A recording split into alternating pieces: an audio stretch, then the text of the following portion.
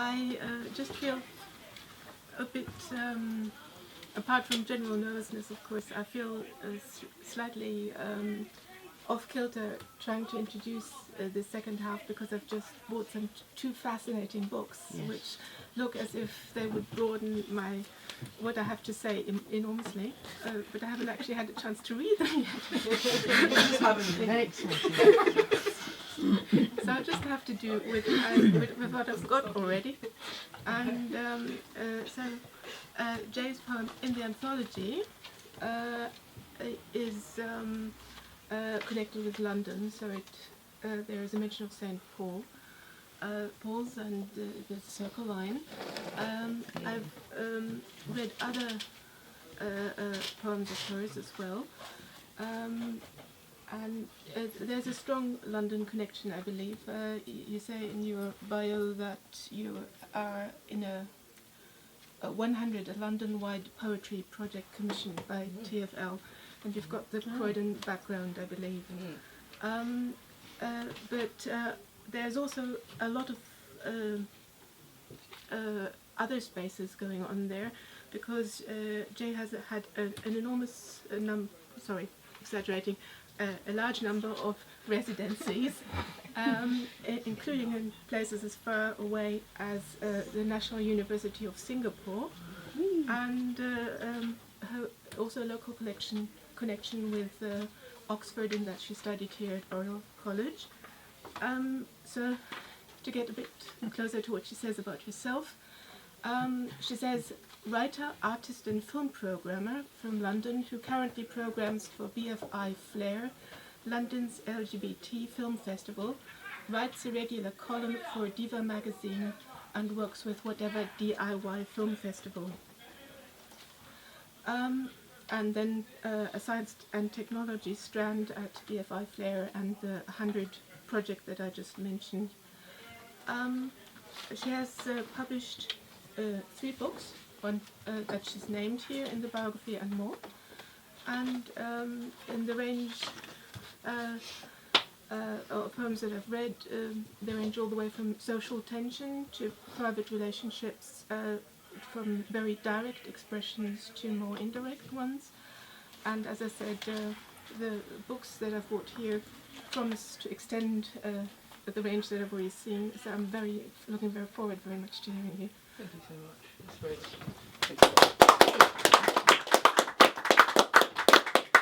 I just want to say thank you very much for inviting me down. It's very kind of you. This is actually like the 3rd time I've read here. I was a student here at Oxford, I went to Oriel College in 2011. That's when I graduated. And I did a zine, and like we launched it here, and I did like a couple of readings. So it's actually very nice to be back, actually. So thank you very much, guys. When I did the Out of Bounds project, that was when I was in Singapore. So it was actually kind of a weird sort of like crossover. Do you know what I mean? I was in like Asia whilst writing about London. If you know what I mean. So I think I'll start with that poem, and then I'll just kind of like see sort of where it goes, if you know what I mean. Yeah, great, awesome. I hope everyone's feeling alright and can actually hear me. I've been known to have like a quiet voice, but it's all good, yeah? Good, lovely, super. Actually, maybe I won't begin with that poem, maybe with something else. Because why would we start with that? It's a terrible decision. I'm going to start with a poem called Punishment, which is after Sharon Olds, which is sort of, the older I get, the more I realise the relationships that I had with my parents were kind of weird. Has anyone else ever had that realisation? Yeah, you're kind of like, who are these people? Right? Exactly, right? And you're kind of like, these people are actually just random people that you would just happen to be born to. And you have to kind of work out what they were thinking when they were raising you. So this is called Punishment. I had this diary, a book with purple pages and gold keys. One day I wrote in lilac pen that my mother was a bitch. She found it and she shook it at me. Shook the light gold keys and purple pages standing in her heels and fur coat. Her hair processed to black candy floss was coming loose. Since you are so big, she said, shaking the diary, let me remind you that it is my pussy you came from. She unbuttoned her coat, pressed my head against her thigh and under her uniform skirt. crinkle went the lining. This, I thought, was better than the sharp slap I expected, better than the sting of her spit as she screamed in my ear. She pressed my head against her thigh and under her skirt, ripping her tights, pushing aside her hot, damp knickers. I closed my eyes and felt my forehead press against the familiar.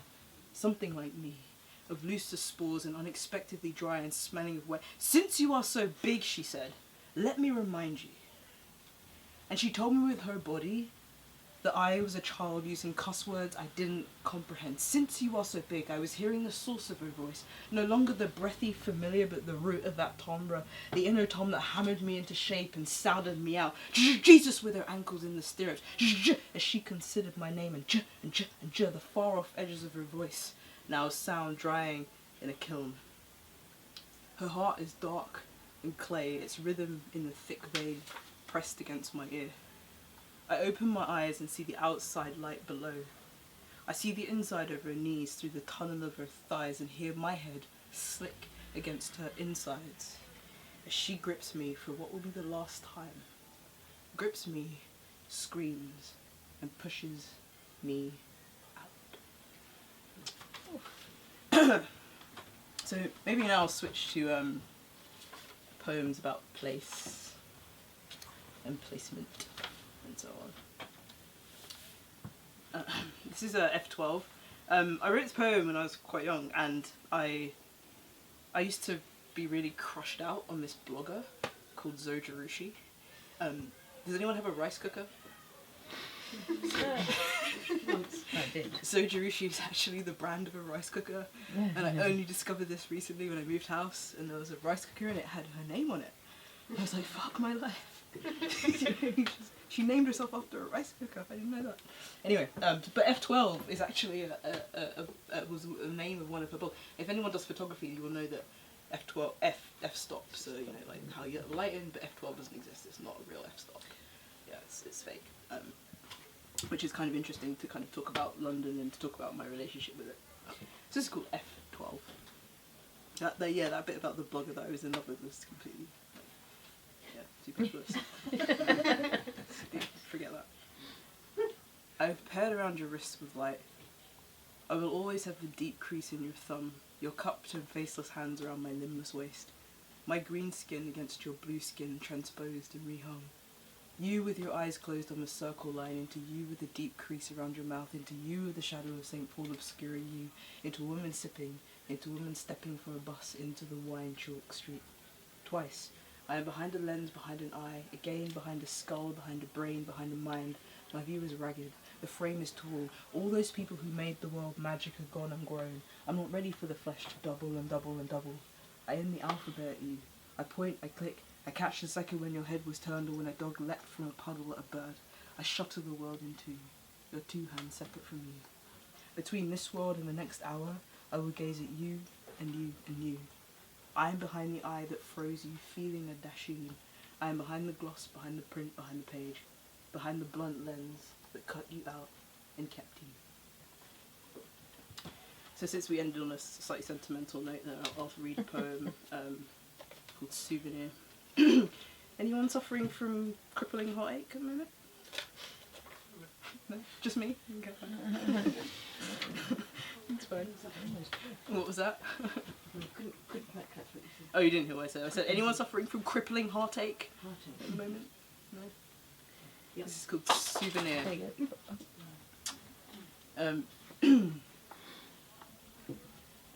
I returned to my room and unpacked my clothes with the kettle on and a loitering breeze at the curtains. Deep in the case is a wet, black heart, solid and stark as a gizzard. The last time this happened, I had spent the evening watching you cry. I did not sleep for weeks, until one night I felt the clammy lump between the sheets. Sleep became fast and dreamless. Tonight I washed my clothes in a swill of pink water. My heart sits unbeating in the bin. I held it for a moment before letting it sink between the tea bags and the melon rinds. I could just see the tapered end, ripped through with black veins and slightly shaded with white fat. It looked like any other organ, any waste part we spilled from dead birds, four-chambered and blind, once devoted to me and my body, now still. I closed the bin as though this were goodbye. as though the ridged flank or the valve were you, or recurrent thoughts of you, or that somewhere you too are tossing a heart you found on a doorstep into a local bin and are moving on. We cannot be the only ones. There must be hearts trod into pavements all the time, or hearts smudged along railway lines.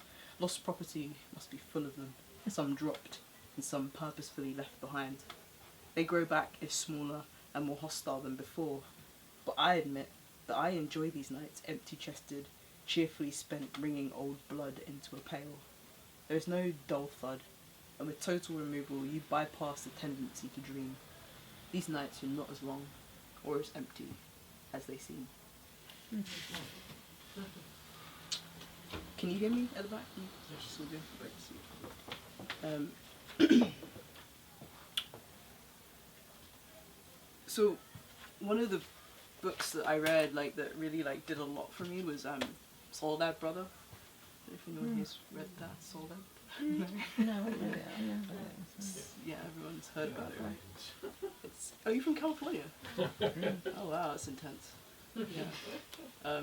Well, I read it, and it was just one of the most, like, heartbreaking books ever, because it's kind of like George Jackson, and George Jackson is the reason that Angela Davis is famous. So if you know Angela Davis, it's because she was implicated in Jonathan Jackson's attempt to hold up a court and release his brother George Jackson, who was in prison at the time.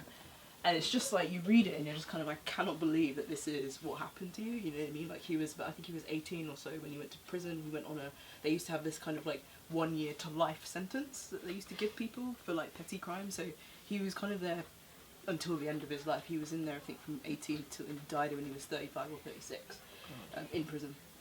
And I read it and I just kind of thought, I need to kind of write that story, because everyone kind of knows who Angela Davis is, but Angela Davis actually kind of got off in the end. She was also in jail, but she got off in the end. And there's this horribly tragic story behind it, do you know what I mean? And I think, like, you know, my own experience of, I've never been to prison, obviously, but people in my family have, and it's this kind of really weird experience that somebody is in a specific location, actually. They're not moving for years and years and years and years and years. And it becomes harder and harder to access this person over time, even though they're in the same place. There's something quite weird about that, do you know what I mean? And then when they come out and they come back into reality, you remember that they've been gone for like 4 years. Anyway, it's a really weird experience. So this is called At Best, and it's based on George Jackson's song That Brother. And I dedicate it to the long list of people who've been sort of murdered by the state. And, you know, by agents of the state. So it's got Trayvon Martin and Mark Duggan and Troy Davis and Stephen Lawrence. But also, like, I think there's, like, a broader thing of many other people who've kind of experienced that kind of violence. But I won't go into that now. But this is called At Best. I see my old neighbourhood in the tattoos of other men. The black lines of dancing girls, the gothic script of ex-lovers, the hearts and the roses remind me of the bare corner between the city and the hood where I grew up, where you could take a chance at the hot dog stand, steal two, one for now and one for later when your old man cleared the pot and burped in the face of your hunger. He worked and I did not, so he ate and I did not. Instead I stood with my emptiness under a sky bisected by cables. Each section was a district of upturned apartment blocks, rubble haunted by families, doorways that were ex-speakeasies. I have stood with my emptiness and watched the sunset plunge the streets into sheets of battered gold. The walls of the block shimmer like the palms of the wino, whose eyes look through me, but whose hands beckon me to come talk with him and share in his dog breath, share in the rich amber of his whiskey as he holds the bottle to his lips. I watch the other men pumping iron, flexing their arms, scratching their biceps with scrolls using an office pen and a knife. They cover themselves in baby oil, write names in the shine, and after a fist fight, just to be ironic, they cry into Beatnik between mother and thug for life. I stand and smoke and read. I arrived here at 18, this summer I'll be 23. Those bench presses are just like me. Pulled over for no one's sake for $70 I didn't take, but I took a breath, a stolen gulp in the 5 blocks that I roamed, where I learned to read the traffic signs and how to speak American, and so by being born I was born a thief, a rat, a magnet for bullet holes. I was first shot at 15, a square target for the square peg for the square hole of the penitentiary. It was as natural as white boys went to university.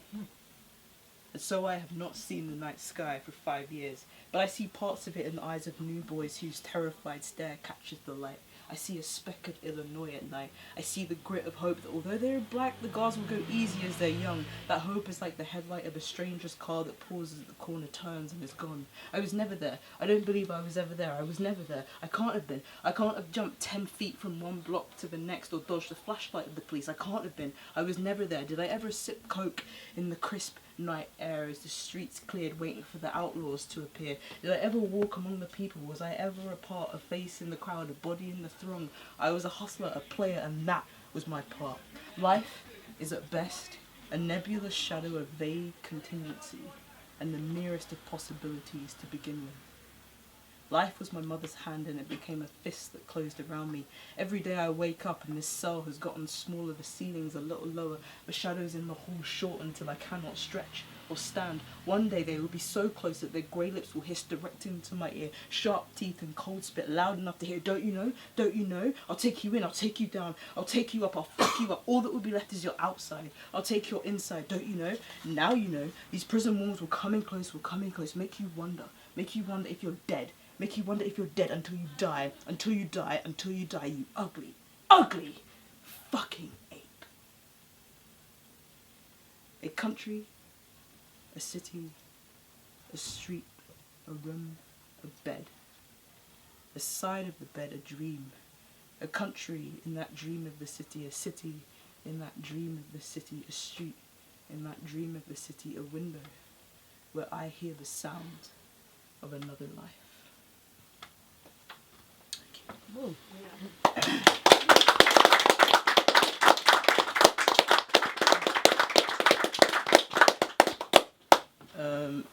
So I grew up in Croydon, which is a lovely place, and I don't know why everyone always laughs. None of you laughed because you know where it is, right? Mm-hmm. Oh, you do. Okay. And it's funny because like when I was a teenager, I really couldn't wait to leave. I used to do everything within my power to like not be in Croydon. But then now I'm an adult and I go back, I'm like, I really want to be in Croydon because it's like one of the last vestiges of London that isn't been taken over by like all this stuff. And I go there and I take pictures of, so basically there used to be like loads of shops, but now there's loads of sort of loan shops, if you know what I mean, like that's kind of all there is. So I think, oh, that used to be a cycle shop and now it's a payday loan shop. And I think, what have I done? You know what I mean? I'm part of that. Did I abandon it, or was it taken over by something else? I don't know what the dynamic is, if you know what I mean. Yeah. Anyway, well, where I grew up was Norbury, and my parents used to argue all the time, and we used to have like the police round, and they would like, you know, be outside, be blue light, people like looking through the curtains to see what was going on. And this poem is called "Yes, They Hate Each Other." My parents sleep beside each other and they haven't spoken for a year. They haven't spoken for a year and they sleep beside each other. My parents haven't spoken and they sleep wrapped together in the same duvet though they haven't spoken for a year. My parents do not speak, they don't meet eyes, but they sleep in the same sweat, the same heat, the same double bed. The same bed I slept in when I crept in, slept in that sweat, that bundle, that bed. I don't know when I stopped or when I stopped or when I stopped creeping in and loving them and crying when they fought, creeping in the bed that they slept in, wrapped together, foot against shin and shoulder to breast. My parents sleep beside each other and they haven't spoken for a year. They haven't spoken for a year and they sleep beside each other. When they once fucked and talked about punishing us kids, now they sleep together in the bed and sweat of 20 years. In this house, with its blind white windows, the cataracts of lace in this south-facing suburb, where the children play with fireworks, the kids next door go missing, the babies are invisible, the picnic they go riding, the youth all stand there smoking, the students never visit, the school kids stab each other, the young men start their families in their superhero bedsheets, and my parents can be heard, all caught up in their argument, by me, and my brother, and my sister, and our friends. So I think I have like enough for like 2 more, maybe? Two more. Search for validation or confirmation. Yeah, Two more. 2 or 3 more. So this is my latest pamphlet, and it's called The Red and Yellow Nothing. And basically what I was trying to do with it. So basically there's a story which is called The Tale of Sir Morian. Has anyone heard of The Tale of Sir Morian? No, no one's ever heard of it. Right. And that's because it's not really in the French canon, which is the canon that's come to us here in England. It's actually Middle Dutch. But there was this like really interesting woman called Jessie Weston. Has anyone heard of Jessie? Yeah, we've all heard of Jessie Weston, but not of Sir Morian. Isn't that fascinating? So she did like loads of like translations and folklore and stuff like that. And she translated Tale of Sir Morian. And I found out about this on medievalpoc.tumblr.com. Has anyone been to that? No. Of course you haven't. It's really weird and nerdy. But it's a fascinating blog, like all about like the black presence in Europe and in also in like these kinds of stories. So I've written a kind of like not very authentic or faithful version of this story. Like it's like a prequel to the story. So before he shows up in Camelot and meets Gawain and Lancelot, and he goes riding and finds his father, Sir Agravor, I've written what happens before that, because I think it's like, it's a bit like, you know, Rosencrantz and Guildenstern Are Dead, that film, where they're just kind of like playing tennis or whatever it is, or like badminton, and the rest of the play is happening around them. I really like that idea, and I really like the idea of like Morian kind of having this kind of weird sort of twilight pre-story sort of like experience where he's written by an author 500 years later and kind of does all this kind of weird stuff. So that's what this is about, and that's a kind of bit of a preamble. But anyway, on his travels towards his sort of beginnings in this story, he comes across a really weird village, and I was kind of thinking, you know, the kind of like, you know, local pub for local people kind of place, and he sees this woman who's hogtied to a stick, and this is what has happened to her. Yeah. The hogtied girl is crying for her mother, stripped and shaved down with a knife hanging from a pole between two men. Her throat is closing, her back is cramping. Morian leaves the twins, follows the crowd, comes to see. All the village, every family, some holy men from another land follow the hogtied girl crying for God and her mother. He buys a relic, a cuticle from the mother of God. The trees fall silent, the leaves begin to bend around the bulk of something, bending down to breathe and smell and see the hogtied girl writhing like an errant sea. The something turns and squats above the girl, crying for God and her mother. Turns and squats and sits on her head, shifts, withdraws, relaxes, rescrews and presses down. Pink sphincter splits like a sheath and pulls her in. The something squats and sucks, receives to the chin, to the neck, shoulders, then up, gets good and steady, then again, then slop and grind, muffle the screams, then slop. The something unfocuses its eyes. The friction and the huffing, the pleasure for the something is 2 hours before finally it sighs. Out falls the girl, slick and silent and heavy and wet, as if she'd drowned. She's a child's finger, yellow-brown to the knuckle of her neck. The stink begins. Across the way, 3 boys are waited by an oblong grave. With their faces wrapped, they drag the girl and throw her in. Sticks and kindling, a fire begins. Something returns to the trees, the ash, the oak, the dark that cleaves them, ash and oak. Oh. I like to call that, the alternative title for that is Anal Strangulation. So, there we go. So when I was like, I realised that a lot of my poems are kind of like about sort of like personal sort of life and like kind of growing up. And when I was a kid, when I first started to like grow breasts, I remember me and my best friend kind of happened at the same time, and we were like, oh my god, what is happening? We both kind of like were like freaked out by it. So this poem is called Lingerie. It's kind of about that time. Lingerie. Lingerie was not on the shopping list. Down the aisle the bras were prawn cracker white, the lace cerulean, the frills soft as young pig. And each mushroom cut hung with aloof authority, but our basket was filled with eggs and 7-day bread. It is why, at 12, I had sagging breasts. There was no silk rampart, no delicate clip to keep them in. Polyester wakens the rage of the most patient saint, and it chafes the petalled skin of tiny new breasts, punishing fun with excruciating pain. I eyed them in the mirror. There seemed to be no solution. They grew and grew until I had to accept them, but what child I thought would want them? If I could not reveal them now from the silk case of a good bra, how would I ever learn? And how many lovers would be crushed in that sickening fold where each breast hung soft and fat and waxen? Mother, my galaxy might once have been your breasts. I may have put a rounded mouth on either tether and spent the tiny silent nights sucking. I may have drained you every evening of your whiteness so that you staggered into banisters when putting me to bed. I'm sorry for my babyhood, for the wet-fisted selfishness, for that day by the knickers when something stirred between us, something like wind against pendulous bells, vast and ineffable changes that present themselves as soft, budding aureoles, ones I suck to be closer to you. Mine, which I cage in tight, black bras, like prisons, sheared from panthers. And I'm just going to end with a poem about going clubbing when I was a kid. It was really good fun. I used to. There was this one particular night where I went out and this guy. Is everyone okay? Is everyone everyone's like reshifting the shit? Yeah. But, like, this guy was like, "Hey, do you want to come to this club?" And we were like, "Yay!"